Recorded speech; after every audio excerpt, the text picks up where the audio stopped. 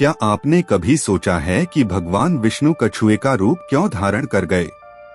क्या यह कोई साधारण अवतार था या इसमें छुपा है सृष्टि का सबसे बड़ा रहस्य?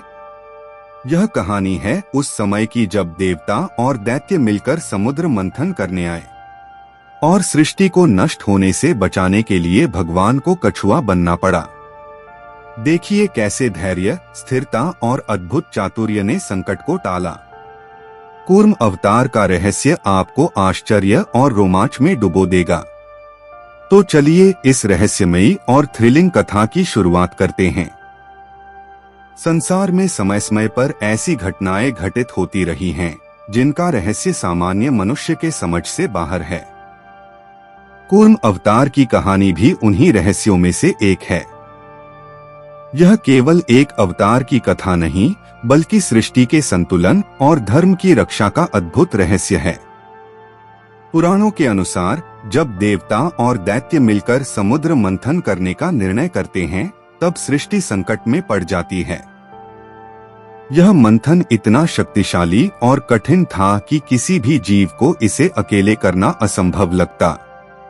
इसी समय भगवान विष्णु ने कछुआ रूप धारण कर इस संकट का समाधान किया। समुद्र मंथन का उद्देश्य था अमृत का सृजन, जो देवताओं को अनंत शक्ति देगा। लेकिन इसे प्राप्त करने के लिए देवताओं और दैत्यों को पर्वतों, समुद्र की गहराइयों और अनगिनत रत्नों से गुजरना था।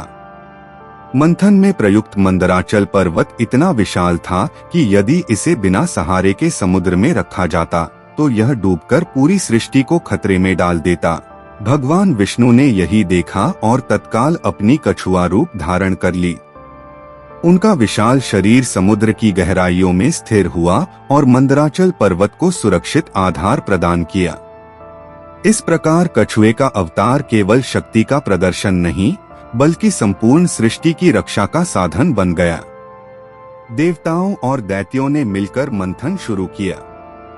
सर्प वासुकी को मंथन के लिए रस्सी की तरह इस्तेमाल किया गया। दैत्यों ने पूंछ पकड़ी और देवताओं ने सिर। मंथन की प्रक्रिया इतनी कठिन और लंबी थी कि कई बार पर्वत डूबने ही वाला था, परंतु कछुए के स्थिर शरीर ने इसे सुरक्षित रखा। यह दृश्य स्वयं भगवान के धैर्य और संतुलन की शक्ति का परिचायक था। समुद्र मंथन के दौरान कई अद्भुत और अलौकिक वस्तुएं प्रकट हुई। सबसे पहले आया हलाहल विष, जो इतनी भयंकर शक्ति वाला था कि अगर यह पृथ्वी पर गिर जाता तो सभी जीव नष्ट हो जाते। देवता भयभीत हो गए और भगवान शिव ने स्वयं उसे पी लिया। इसके बाद प्रकट हुए स्वर्णिम रत्न, रत्नराज, लक्ष्मी माता, कमल और अन्य दिव्य वस्तुएं। हर वस्तु का प्रकट होना एक अद्भुत रहस्य और सृष्टि के संतुलन का संकेत था। इस प्रक्रिया में केवल भगवान विष्णु की बुद्धि और धैर्य ने इसे सफल बनाया।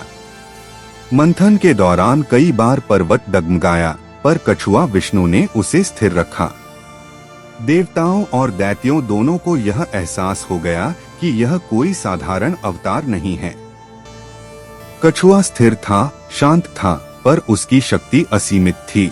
यह दिखाता है कि कभी कभी संकट में स्थिरता और धैर्य ही सबसे बड़ी शक्ति होती है।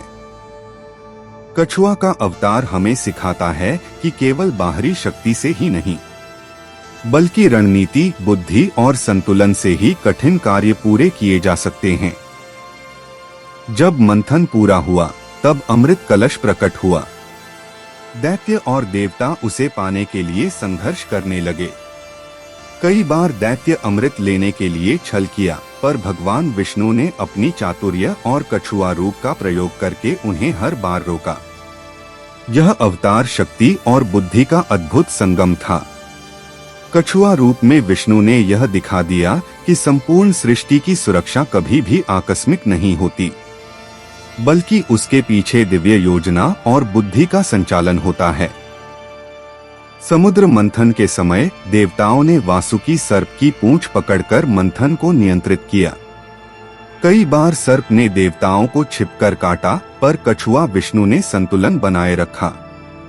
मंथन की गति इतनी तीव्र थी कि यदि कछुआ न होता तो पर्वत डूबकर समुद्र की गहराई में चला जाता। सृष्टि का संतुलन कछुए के स्थिर शरीर पर निर्भर था। यह अवतार इसलिए अद्वितीय और रहस्यमय है। यह न केवल शक्ति का प्रतीक था, बल्कि धैर्य, स्थिरता और संतुलन का संदेश भी देता है। मंथन के दौरान उत्पन्न हुई अमृत कलश के लिए देवताओं और दैत्यों में संघर्ष हुआ। कछुआ रूप में विष्णु ने सभी को नियंत्रित किया। उनकी चालाकी और स्थिरता ने यह सुनिश्चित किया कि केवल योग्य जीव ही अमृत प्राप्त करें। यह दिखाता है कि सृष्टि में सर्वोच्च शक्ति बुद्धि और धैर्य में निहित है और केवल बल से कार्य पूर्ण नहीं होते। कूर्म अवतार का रहस्य यही नहीं खत्म होता। यह अवतार दर्शाता है कि भगवान अपने भक्तों के लिए कभी भी अनुकूल रूप धारण कर सकते हैं। कभी शक्ति, कभी धैर्य, कभी चातुर्य, सभी रूपों में सृष्टि का संतुलन बनाए रखना उनकी प्राथमिकता है। और यही संदेश यह अवतार आज भी हमें देता है। मंथन की समाप्ति और अमृत की प्राप्ति के बाद देवताओं ने कछुआ अवतार को प्रणाम किया। वे समझ चुके थे कि केवल शक्ति से नहीं, बल्कि स्थिरता और संतुलन से ही संकट टाला जा सकता है। यह अवतार केवल एक कथा नहीं, बल्कि जीवन में धैर्य और स्थिरता का प्रतीक है। जैसे कछुआ पर्वत को सहारा देता है, वैसे ही जीवन में स्थिरता ही संकटों का हल देती है। पुराणों में कहा गया है कि यह अवतार केवल सृष्टि को बचाने के लिए था, लेकिन इसके पीछे एक गहरा रहस्य छुपा था। सत्य यह है कि भगवान किसी भी रूप में अपने भक्तों की रक्षा करते हैं। कभी वे शांति और स्थिरता से, कभी युद्ध और शक्ति से, कभी चातुर्य और बुद्धि से कार्य संपन्न कराते हैं। कूर्म अवतार हमें यह भी सिखाता है कि कठिन परिस्थितियों में धैर्य, स्थिरता और बुद्धि सबसे बड़ी शक्तियां हैं। यदि जीवन में संकट आए तो बाहर की शक्ति पर निर्भर न रहें, बल्कि अपने भीतर संतुलन और धैर्य बनाए रखें। सभी संकट दूर हो सकते हैं यदि आप समझदारी और संयम के साथ उसका सामना करें। मंथन के पश्चात देवताओं ने अमृत प्राप्त किया और सृष्टि का संतुलन फिर बना। कछुआ रूप में विष्णु का यह अवतार भी अपनी भूमिका पूरी कर गया। यह अवतार सिर्फ शारीरिक रूप से नहीं, बल्कि संदेश और शिक्षा देने के लिए भी लिया गया था। इस प्रकार कूर्म अवतार हमें यह याद दिलाता है कि संपूर्ण सृष्टि में भगवान का मार्गदर्शन हर समय मौजूद है। हम उसे नहीं देख सकते, पर उसकी योजनाएं सटीक और अद्भुत होती हैं। कभी कभी उसका मार्गदर्शन रहस्यमय और अप्रत्याशित होता है। इस अवतार का रहस्य यही है कि धैर्य और संतुलन भी शक्ति का ही रूप है। कछुआ शांत और स्थिर रहा, पर उसने सृष्टि के सबसे बड़े संकट का समाधान कर दिया। यह अवतार इसलिए अद्वितीय और प्रेरणादायक है। तो यह थी कहानी कूर्म अवतार की, जब भगवान विष्णु ने खुद को कछुए में बदलकर सृष्टि को बचाया। यह हमें सिखाती है कि कभी कभी शक्ति से नहीं, बल्कि धैर्य और संतुलन से ही संकट टला जा सकता है। अगर आपको यह कथा रोचक और रहस्यमय लगी हो तो वीडियो को लाइक और शेयर करें। सब्सक्राइब करें और बेल आइकॉन दबाएं ताकि अगली बार हम आपके लिए और भी भयावह और रोमांचक पुराण कथाएं लाएं। और कमेंट में बताइए अगली कहानी आप किस अवतार या पुराण से सुनना चाहेंगे।